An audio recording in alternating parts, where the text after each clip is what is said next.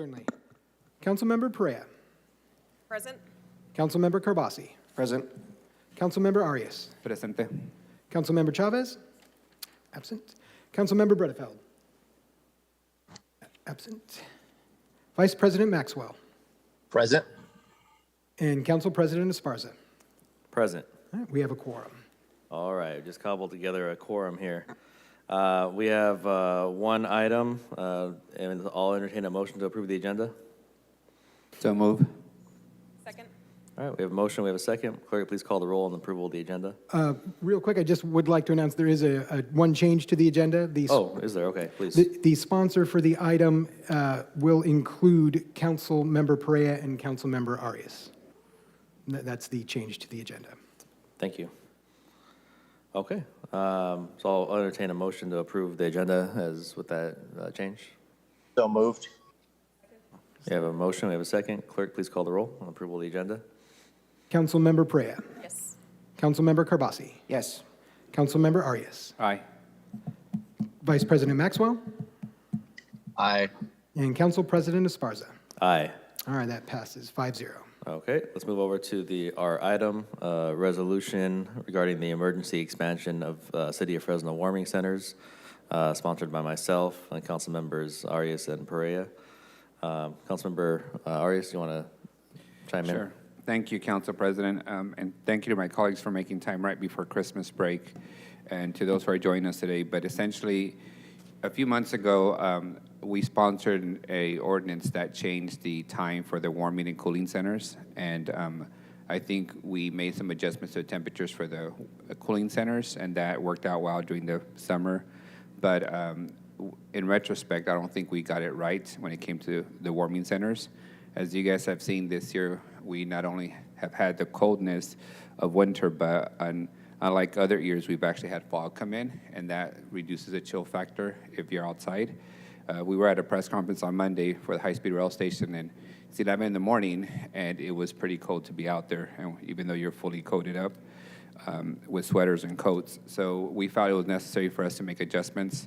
Out of coincidence, on Tuesday night, I believe it was, I was visiting some warming shelters, and I ran into my council colleague, Perea, who was also at the warming center at Tetsi Wills.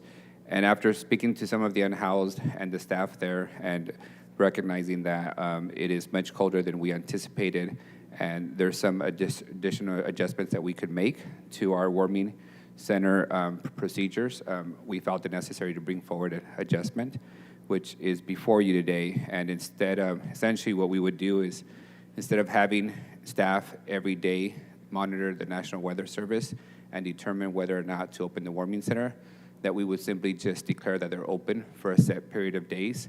That way people can make their way into their regional warming centers and not have to make a decision at the last hour before they're open to try and get all their stuff, make the trek across the city to get there. On top of that, a couple weeks ago, as I was dropping my kids off from school and making my way back to City Hall, I unfortunately also ran into the reality of one of our unhoused residents, not being able to wake up that morning and being deceased in one of our city sidewalks in the Tower District. So it's critical that we make that adjustment now, and that way the unhoused community, the unhoused advocates can clearly communicate to everyone who needs a warming shelter, either if you're a senior or somebody without a home, that they will be consistently open. So our recommendation is to make them open for at least the next 30 days. Both the Maxi Parks and Tetsi Wills that are the ones that tend to receive the most activity and usage, and that way we can consistently communicate to the public that this is an option for them. And I know there's also some additional recommendations by the unhoused community and the unhoused community advocates. So I would ask the council that as we consider this item, that we also hear the public input first and see whether the council is willing to make some additional adjustments to the procedures for operating these warming centers, so we can try and be as inclusive as possible and help as many people as possible in our city, especially given the significant danger that the temperatures present to our in-house community. With that, council, I will delay making a motion to approve until we hear from the public and see if there's any adjustments that are being recommended. Okay, well, at this point, go out to the public, public comment. I do have several yellow cards, so if you're here in person and would like to speak, please fill out one of these yellow cards and hand them to our clerk, and they'll make sure they get up here to me. And if you're on Zoom, feel free to raise your hand on Zoom as well. The first card I have here is from Des.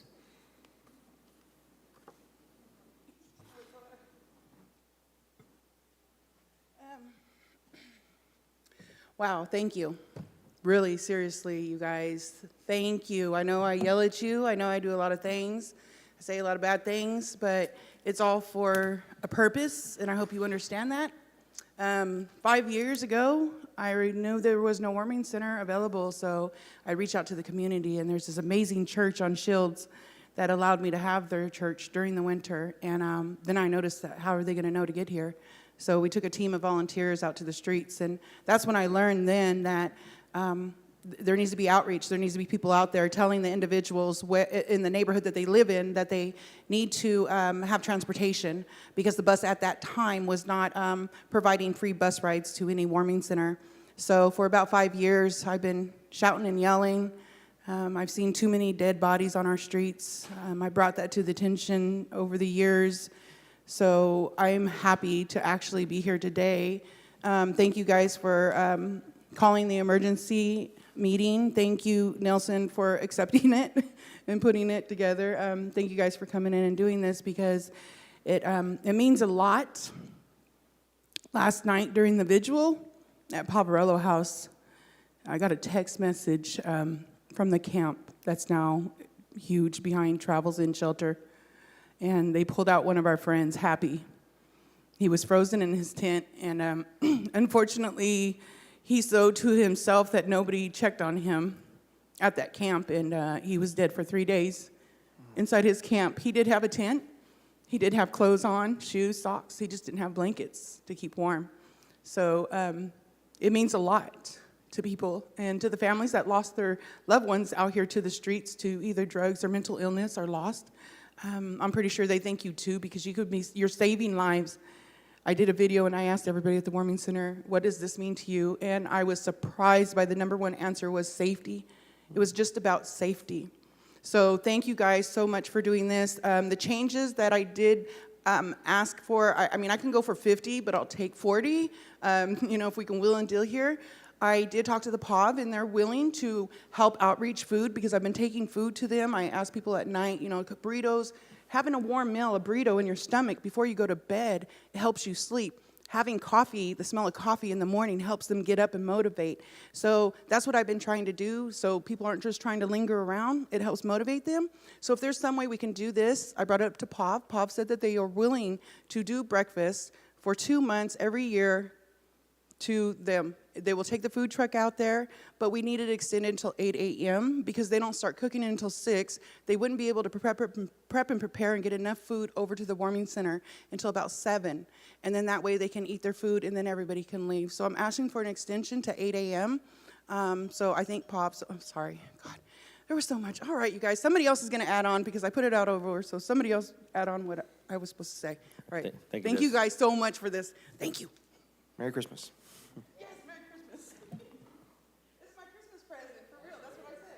Next speaker is going to be Mary Mason.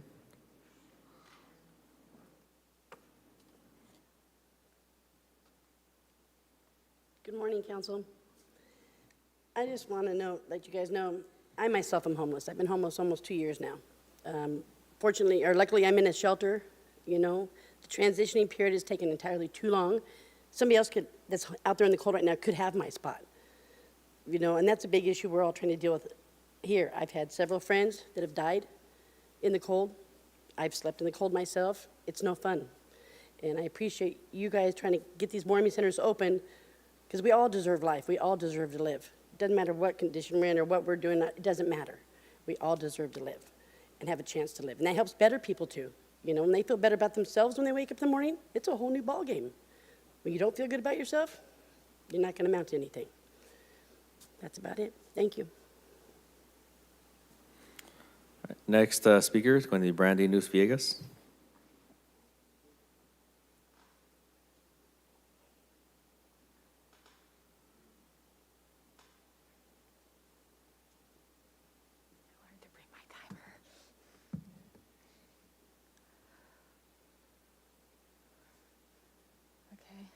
Council, I really want to be here in front of you to look you in the eye and tell you that I am so grateful for this resolution. I'm thankful that you've heard us and you've heard our street family and have seen the need. It is a Christmas present to those who will be able to be there and are going there now. I also want to give a shout out to the staff there that I've gotten to spend a lot of time with over the last winter and this winter that show great care, and they've wanted this to be opened longer. We've been going out every night. The warming center's been open this winter, and many afternoons and all over town, letting people know and bringing them to the centers, as well as last winter. And like people are there's so much gratitude being able to pick people up, and it's crucial to save people. I was told again last night about a death that we were told about last week. Another person in the Fulton area told me, let us know about someone, and having this every day will maximize people knowing about it. Excuse me, Council President. Yes. When somebody muted the city clerk Zoom, we lost all the audio. It was fine until the city clerk thing went mute, and now none of us can hear anything. 1 second. Just got Now- unmuted. Okay, thank you so much. I'm Brandy. sorry, Brandy. Yeah. I'm sorry, Brandy. Oh, no problem. I put my timer on pause so I know what your time is. People need to hear. Anyways, going out, having it open through January means knowing that they can come back and more people will learn about it and have an easier time accessing the centers because they know when to expect it. We are grateful that people will be protected from the weather, not only the cold, but also the rain. I was out in Southeast Fresno last night and other locations to tell people that it's open to the end of January, and they were so happy, and to give rides. I got to see people at Pinedale, Mosqueda, and Tennessee Wills last night. It was heartening to see people there and know that they can come back. I do have a question. I know that the resolution mentions just Maxie and Tennessee Wills, but the flyers have all of them. And so I assume that they're all included. There's definitely need in those areas. Numbers are lower there, and I believe that's because the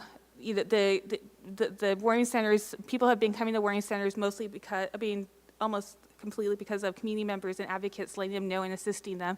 And there was more focus on Tennessee Will and Maxie, but as we tell people and the city tells it that there can be more, and there can and will be more outreach. I do agree, like opening it later in the morning, especially when it's really cold. And I mentioned the email, thankfully, because it's open for the extended period with determined traits, it makes it more practical for getting materials and outreach. It makes more sense than doing one day at a time.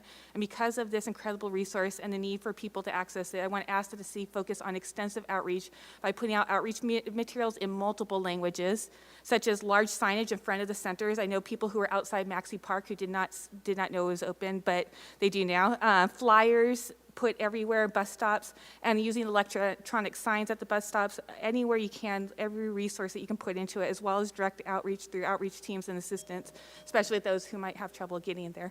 Thank you so much. All right, next speaker is going to be Devontae.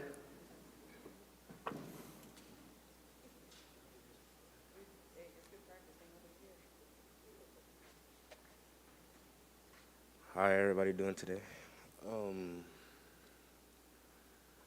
My biggest concern is just that, like, I'm only 19, and the fact that, like, one, I don't have family out here, one, I don't have really friends like that, and just the fact that, like, I have to like, just walk around just to, like, stay up and stay warm, and there's nowhere for me to go.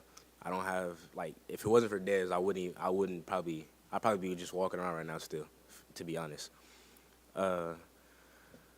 I don't know. It's just, I don't know. I never did this before, so I only got a lot to say. But honestly, I just think that, like, this will honestly benefit, like, a lot of people. It might not seem like it because you guys aren't in the public a lot, to see what's going on, but it's really not good. And the fact that you guys have cops walking around kicking people out of the only place that they can find to sleep and be warm for somewhat is just sad because, like, I don't know. Like, it's just, I don't know. But honestly, I don't know. I don't like being cold. It's bad. That's really all I can say. So hopefully something that I said, I didn't say really a lot of important information, but hopefully something that I said can get through your mind a little bit. Thank you. Have a good day. All right, next speaker here in the chamber is Cindy Piombino. And Council President, just to let you know, Councilmember Chavez has joined us via Zoom. Okay, great, welcome.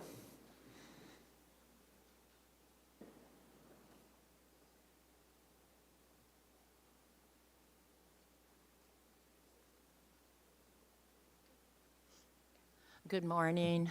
My name's Cindy Piombino, Christ Helping Hands, Fresno Church. I want to say thank you to Ms. Perea and Miguel for seeing the need for the days that you're opening the warming center. I'm so grateful. And our homeless, I thank you, but our homeless wanted me to tell you thank you too. So again, we need help with transportation. For me, I'm 68, I have mobility issues. I take a volunteer. They have to help me if it's a wheelchair or any kind of thing's heavy. And I will do it. I will take a volunteer, or I will ask people on the street to help load other people's things up. I really, really am urging the nonprofits in this town, or the FACS has a handy ride. I'm asking them and pleading that we need help dropping off and picking up. We could really utilize all the warming centers if we had that. I do believe, I'm sorry to have to ask for more after we got them open, but it is a necessity, and I have been pleading with you for about a year now for that. Also, when I was reading the resolution, it did, like Brandy say, it had Maxi Parks and it had Ted C. Wills. I didn't see the other two. So are we leaving them out? Are we going to give them a chance to get people in there? You know, we need those open also. Is that going to be a possibility? We will consider that after public comment. Thank you. Thank you so much. And Merry Christmas, and may God bless our city. Thank you. Next speaker is going to be Alex Sanchez.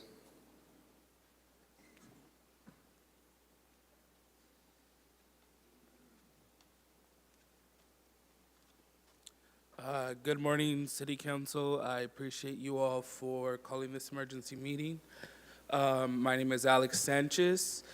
I am the chair of the Lived Experience Advisory Board that Fresno Madera Continuum of Care has put together. I'm an individual who has lived experience of being homeless, but I'm now housed.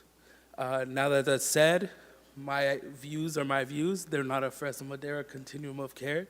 I just want you to know that I am an advocate out here in the streets. I have lived experience. I remember what it was like to be cold. I did have the privilege of being homeless within my car, but a car only gives you protection. It doesn't keep you warm in the middle of the night when temperatures are dropping.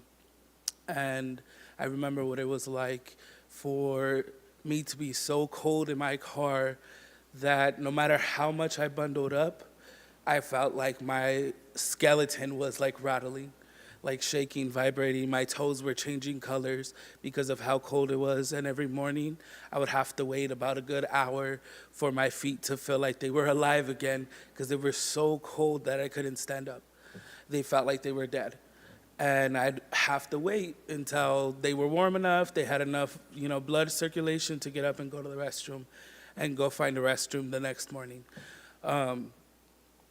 So with that being said, I would like to push, if you all are willing to listen to us, to have all of the warming centers open. I also would like to push for the warming centers to be open for 60 days within the winter. I feel like it's a very needed accommodation considering the cold doesn't stop after 30 days. As we all know, it is very cold. I believe this is probably one of the coldest winters I've experienced in Fresno in a while. I also worry that folks may have a ride to the warming center, but they don't have a ride back. So if there's a possibility to have a handy ride or the bus of some sort to be able to take individuals back to wherever they came from would be helpful. And then there was a worry about outreach and how to let individuals know about the warming centers. And I feel like a really good start would be posting these flyers on the Fresno City bus and on the handy ride. These would be really great opportunities, considering there are already posters for job opportunities like Workforce Connection on the bus that I've seen, or like trainings. So this would be a great opportunity to post the warming centers on there. So thank you for your time. All right, we're going to move over to Zoom now. I don't have any more yellow cards here in the chamber. First person on Zoom is going to be Robert McCloskey. Thank you. Thank you, Council, and thanks so much for keeping the centers, warming centers open. It's a lifesaver. I've been out there giving rides, mostly from the warming centers in the mornings, both last winter and this winter. I can't tell you how much people need those. A lot of elderly folks, disabled folks, people with various types of issues that really appreciate what you're doing here, and God bless you. I just wanted to make a couple suggestions. It'd be great if we could get, I'm really happy to hear Des saying Poverello is willing to help out with the food. It'd be great to get some outreach workers down there. I can't tell you how many people I meet that need their ID, simple things like that. If that would get them a long ways towards getting back on their feet. Because a lot of people get robbed out there and they often lose their IDs.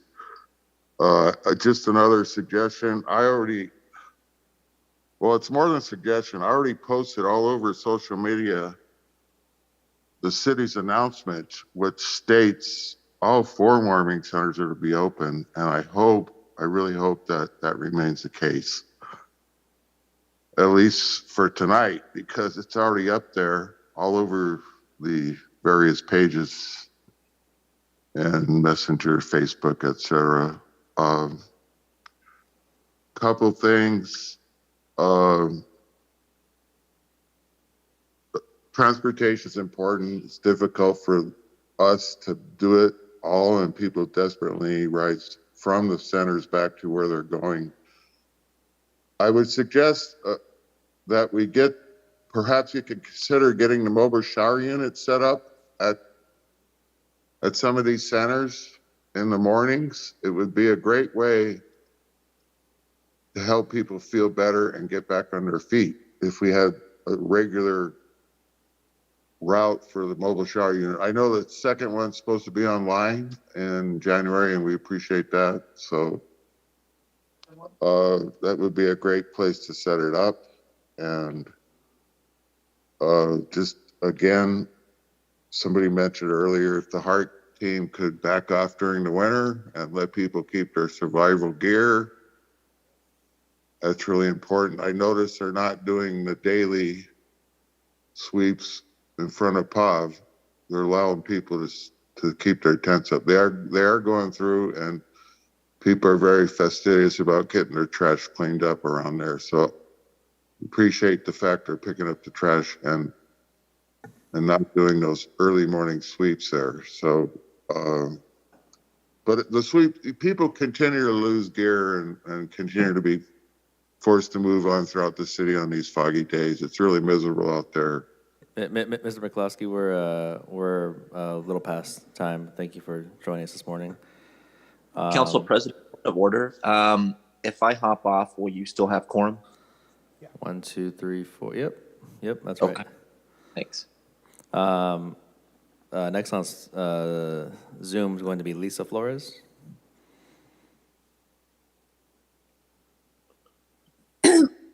Good morning, you all. I think this is a good start, and I'm very thankful you're hearing public comment and are going to tweak it. The 19-year-old young man that came to speak to you, please come back and speak more.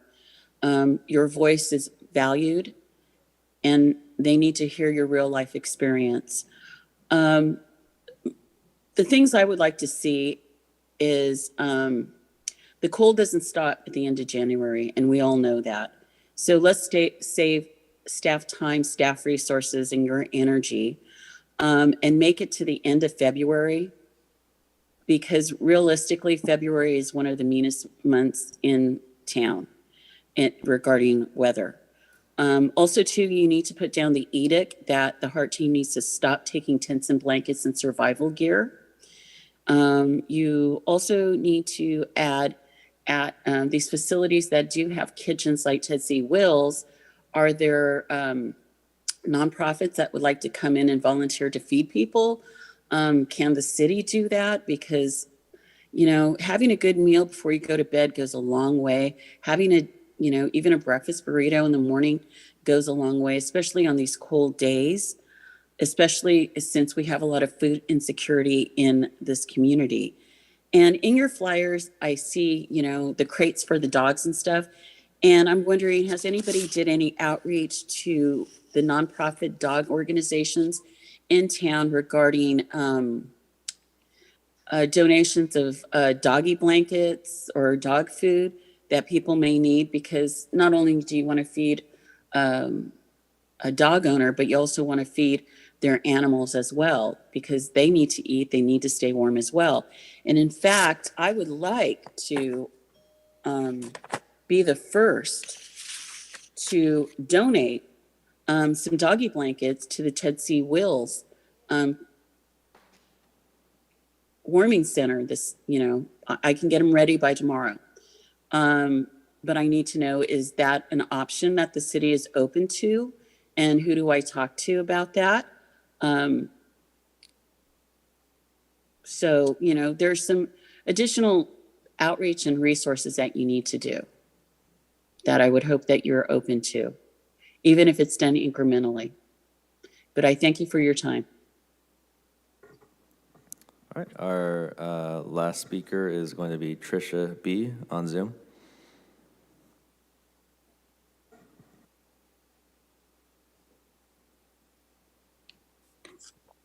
Can you hear me? I'm sorry, I can't tell. Yes, Trisha, welcome. You have 3 minutes. Thank you. Yes, my name is Trisha Baeza. I am one of the instructors at Mosqueda Community Center for our cultural arts, music and dance program there, and we're so appreciative that the city's always allowed us to be there. We've been there since 1999, and we're so happy that our center is a warming center. I just wanted to put a bug in your ear about programs like ours that are there until 9 o'clock, 2 to 3 nights a week. So just so that we have another space or something be open to us, or we can share it for some reason. We have about close to 100 participants. If you count what we do on Monday, Wednesday, and Fridays, plus parents and sometimes grandparents. So just that we share, or if you can direct us to another center that we can use while the warming centers are going on, so we don't have to stop our programming. Thank you so much for your time. I really appreciate it. Okay, I don't have any other hands raised on Zoom or any more yellow cards, so we'll go ahead and close public comment on this item. Come back up here to the dais. I have Councilmember Arias punched up, followed by Councilmember Chavez. Thank you, Council President. Just want to say thank you to the city staff who have been operating the warming shelters, and the mayor and the city manager who have been very supportive of us expanding these operating hours as well. And of course, thank you to the advocates for all the emails and the text messages and phone calls that we receive from you guys. I want you to know that we do read them. We do hear you. And to our on-house community, we do see you. Not only do we see you, but we are trying our darndest to meet your needs and keep you safe in our city. And with that, Council, I'll make a motion to approve the item with the following amendments. that the shelters should remain open for the next 30 days, all 4 warming centers, from the time of 6 p.m. to 8 a.m. And that's my motion to approve the item, all 4 shelters. I'll second that. Thank you. We have a motion. We have a second from Councilmember Chavez. Chavez, you were punched up.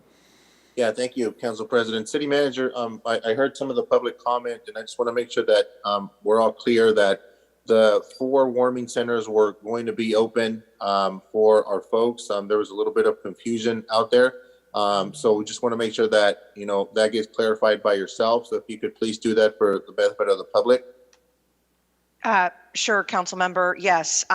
Yesterday, I directed staff to open up the centers, all 4 centers, through the end of January, so January 31st. So that's a little, I think when we say 30 days, I can only imagine somebody who's unhoused, who may see a notice like, what does that mean? Like, when is the end of 30 days? So we went ahead and picked a date certain and did January 31st. So I think that's something that everybody can, be easily communicated. So all 4 centers starting last night were open and will remain open through the end of January 31st. Okay, appreciate that clarification. Also have one request. We went through a similar conversation a couple of months ago when we opened up the cooling centers for folks. And I believe our Parks Director and our team developed a specific criteria of when those would be available. I think we should do something similar for what this looks like. Obviously, we're not used to temperatures this low, but I think that would be helpful for the council so that we don't have to be doing special emergency meetings, and staff has a very clear guidelines on when the temperatures drop by this much for this amount of period of time, same as the cooling centers, that you guys are like ready to go. Yeah, council, and to the point of Councilmember Arias's motion for the 6 p.m. to 8 a.m., I do think that we need to have conversation about that, because I need to understand if the council's intent is to replace current programming that is happening in those centers with the warming center. So that creates a bit of conflict with programming. Remember, these are community centers that are very busy, that have programming for seniors and youth going on. And that was the one of the main reasons why the 7 p.m. to 7 a.m. Time period. I'll let Director Aguirre speak to the 6 p.m. opening and the conflict. I do know that there is conflict with an 8 a.m. opening time, because that does not give us sufficient time to get people out of the centers, get them cleaned up before programming starts. So I just need to understand from council, if a conflict is created, what Sure, has City Manager. priority? Yes. If I may provide clarity. So the motion before us and the item before us would have the centers open irrespective of the temperature, at least for the, to January. No, yes, That's I got one that, but it's clarification. the hours, okay? Right. The second one is, we understand that there are activities taking place at Tetsi Wills. There's basketball, adults play basketball in the evenings. What I'm fully aware of is that, recreational basketball will be secondary to keeping people warm that are unhoused for this limited time period. If we have to push programming for other folks by an hour, I'm also okay with that, because the primary goal during this emergency crisis is to keep people warm and out of the elements. So we do recognize that there'll be some adjustments of programming that the director would have to engage in. And from my perspective, the unhoused, the vulnerable take priority over recreational activities, even if it means, that they have to start an hour later. Thank you. And I get that for recreational, but I do know there's youth programming and there's senior programming. So once again, I want to make sure that council members who have, I want to make sure that Councilmember Carbasi is good with senior programming at Pinedale being pushed to accommodate. And I understand, I want to make sure that is clear for all the council members that are affected by this. We'll obviously follow council direction. So is it just recreational programming, such as basketball for adults? I mean, obviously having this discussion sort of in this setting, leads to these types of discussions on the dais, but I just don't want there to be any misunderstanding when we have people who are unhappy that they are, they're being pushed or programming is not going to be available for them or will be delayed in order to accommodate the change in timing on the warming centers. So I don't know if you want to hear from Director Aguirre. I think on my end, City Manager, I still have the floor. So what I would like to see is an assessment by our staff, i.e. our Parks Director, on what programs could potentially conflict, provide that for the council. But as it stands now, with the temperatures this cold, let's just plan on pushing back activities 1 hour for, in the morning for folks. And I know exactly what you're talking about. I have programming at Mosqueda as well. We have senior hot meal programs that are not just at 10:30 or 11. They need some time to sanitate, to make sure everything is picked up and ready to go. But that would be very helpful for not just myself, because I obviously, we have 7 council members that have community centers, but that would be helpful for this upcoming week for us to have that information. Perfect. Okay, we'll get that out to you. Councilmember Carbasi? Okay. All right, I don't see anyone else punched up. Oh, Councilmember Perea? Yeah, So thank someone's you, got to show you where the Council button's at. I'm still learning, okay? All I'm still good, it's all learning. good. No, I just had a couple of questions for staff regarding the fax service. So if an unhoused individual goes to get a ride to a warming center, how much are they allowed to bring with them in terms of their possessions? In terms of their possessions, it's more of, think of it of what you have, what you can put your arms around or carry in a basket, like a shopping, one of those shopping push carts. That's about the safe zone as we look at it. Okay. And then are they allowed to bring pets Yes. with them on the bus? Yes. Okay. The bus operators deal every day with service animals, and as long as the dog or cat is under control, we're okay. Great, thank you very much. Uh-huh. And then I too just wanted to thank the advocates. It's your voices, that's the reason why we're here today. Devontae, your voice, every voice is important, but it's the voice of our youth that's extremely important to me. So thank you, and as others have mentioned, continue to show up and extend your voice to the discussion. And then I would just like to ask staff if we could consider having the mobile shower units, possibly rotating at the warming centers. I think this is just a good, efficient way to make sure that we're being as efficient as possible with the limited resources we have right now. We already have a second on the motion, on the amended motion? I believe we have an amended motion and a second on the floor currently. Yeah, and I too just wanted to thank the administration for being a partner with us in this and making sure we get this done for the community. So thank you. Okay, all right. Ready to vote? Councilmember Esparza, I just have one question on paragraph 5 of the resolution. I wanted to get some clarification. Okay. It says, the city manager is hereby directed to fund this emergency expansion from already appropriated funds. I didn't want to assume, is it from the Parks Department? Yes, I believe that's the intent. Yes.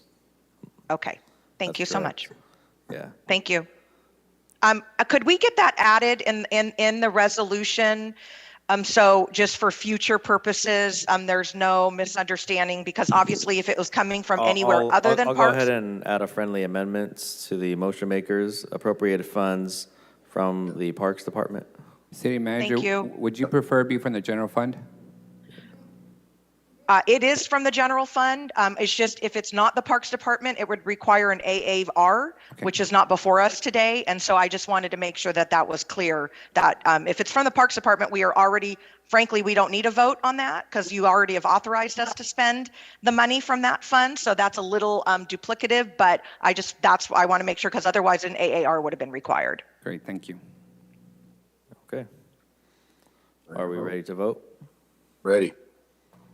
Okay, let's call the roll, clerk. All right, motion to approve as amended. Councilmember Perea. Yes. Councilmember Carbasi. Aye. Councilmember Arias. Aye. Councilmember Chavez. Yes. Councilmember, or Vice President Maxwell? Aye. And Council President Esparza? Aye. Passes 6-0. All right, fantastic. Okay, all right, that's going to be the end of our special meeting this morning. Nice and short and sweet, and yeah, happy holidays, everybody. If we don't see you, Merry Christmas. Have a good New Year.